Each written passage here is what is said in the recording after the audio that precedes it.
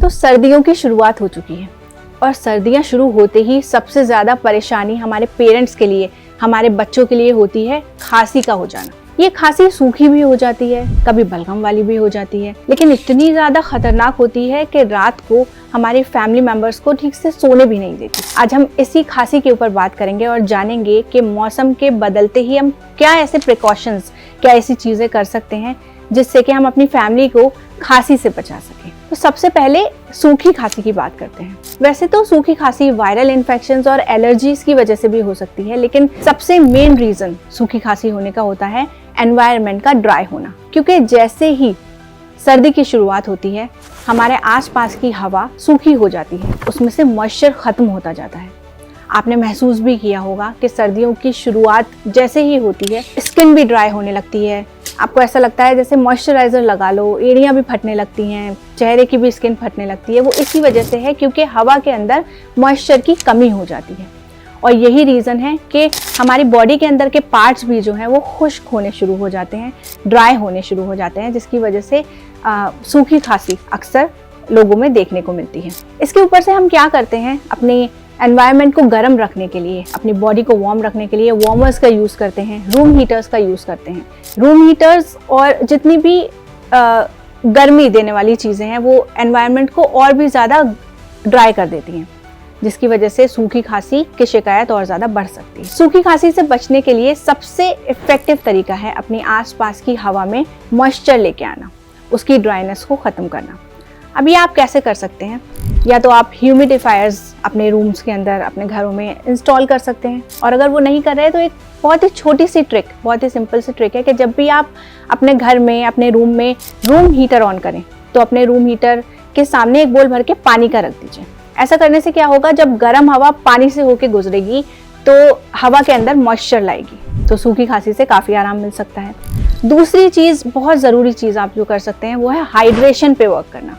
क्योंकि सर्दियां शुरू होते होते क्या होता है कि हमारी पानी की इंटेक बहुत ज़्यादा कम हो जाती है, और ऐसा हर किसी के साथ होता है और हम इस पर ध्यान भी नहीं देते। हमें ऐसा महसूस होता है कि जैसे पानी की ज़रूरत है ही नहीं हमारी बॉडी को, लेकिन ऐसा बिल्कुल नहीं होता। पानी की ज़रूरत तो उतनी ही होती है जितनी नॉर्मली डेज में रहती है, लेकिन हमें ठंड की वजह से प्यास नहीं लगती है। तो पानी की इंटेक का ख्याल रखना बहुत ज़रूरी है। आप चाहें तो एक बड़ी बोतल में पानी भर के रख सकते हैं और एक टारगेट सेट कर सकते हैं कि शाम तक आपको वो बोतल ख़त्म करनी है। तीसरा, एक छोटी सी टिप है लेकिन बहुत इफेक्टिव है। अगर आपको या आपके फैमिली में से किसी भी आपके फैमिली मेंबर को सूखी खांसी हो गई है और रात को उनको सोने में बहुत ज़्यादा परेशानी हो रही है, तो एक छोटे कप गर्म पानी में आधा छोटा चम्मच घी का आप मिला के पी लीजिए, या अपने फैमिली मेंबर्स में से किसी को पिला दीजिए। ऐसा करने से क्या होगा कि पूरी रात जो खांसी की वजह से नींद नहीं आती है, परेशान रहते हैं, तो आराम से सुकून से सो पाएंगे। लेकिन ध्यान रखिएगा कि बलगम वाली खांसी में ये बिल्कुल मत लीजिएगा, क्योंकि इससे बलगम और बढ़ सकता है। अब बात करते हैं बलगम वाली खांसी की। देखिए, जैसे जैसे सर्दियों की शुरुआत होती है वैसे वैसे हमारी बॉडी बलगम बनाना शुरू कर देती है। ये हमारी बॉडी का एक नेचुरल प्रोसेस है, क्योंकि जब हमारी बॉडी को पता चलता है कि बाहर का एनवायरनमेंट ड्राई होने लगा है, अंदर के जो हमारे ऑर्गन्स हैं, स्पेशली जो हमारा रेस्पिरेटरी ट्रैक्ट है, जो हमारा एयरवेज हैं, वो जब ड्राई होने शुरू हो जाते हैं तो बॉडी अपने आप ही बलगम ज़्यादा बनाना शुरू कर देती है। इसलिए भी बलगम की शिकायत सर्दियों में ज़्यादा होती है। इसके अलावा वायरल इन्फेक्शंस भी होते हैं, एलर्जीज भी होती हैं। लेकिन बलगम से बचने की लिए सबसे ज़्यादा इफेक्टिव रेमेडी है अदरक, शहद और काली मिर्च। ये तीनों चीज़ें आपस में मिलकर बलगम को काटने का काम करती हैं।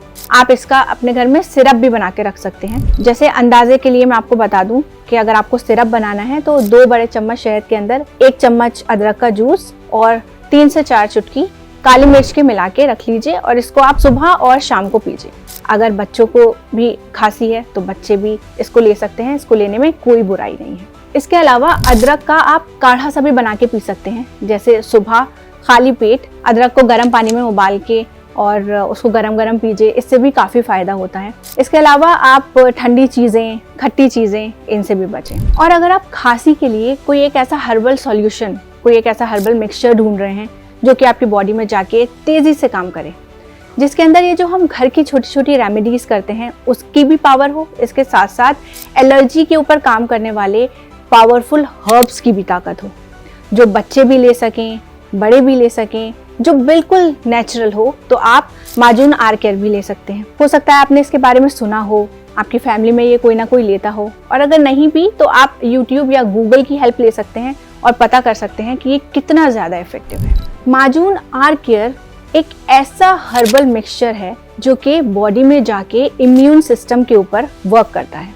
और जैसे हम सभी को पता है कि अगर हमारी बॉडी का इम्यून सिस्टम स्ट्रांग होगा तो वो हर तरीके के इन्फेक्शन से लड़ने के लिए तैयार रहता है और हमें बीमारियों से भी बचाता है। दूसरा ज़रूरी काम जो ये माजून आर केयर करता है वो ये है कि हमारी बॉडी में जो इन्फेक्शन से बचने के लिए जो एंटीबॉडीज़ बनती हैं उनको जाके स्टिमुलेट करता है। इससे क्या होता है कि जो इन्फेक्शन हमारी बॉडी की तरफ आने वाला है ये उसको भी रोकता है। तो अगर आपको ऑलरेडी कोई इन्फेक्शन है, खांसी जुकाम बुखार है, तो आप इसको ले ही सकते हैं। और अगर आप देख रहे हैं कि मौसम बदल रहा है, आसपास लोग बीमार हो रहे हैं, वायरल इन्फेक्शन फैल रहा है, तो भी एज ए डिफेंस आप इसको लेना शुरू कर सकते हैं। इसको बच्चे और बड़े सभी लोग ले सकते हैं। बड़े लोग इसको 1-1 चम्मच सुबह शाम गर्म पानी से ले सकते हैं और 5 साल से ऊपर के बच्चे आधा छोटा चम्मच गर्म पानी से इसको ले सकते हैं। तो इस सर्दी आप अपने इम्यून सिस्टम पे वर्क कीजिए, उसको स्ट्रॉन्ग कीजिए, हेल्दी डाइट लीजिए, अपनी फैमिली का ख्याल रखिए और सेहतमंद रहिए।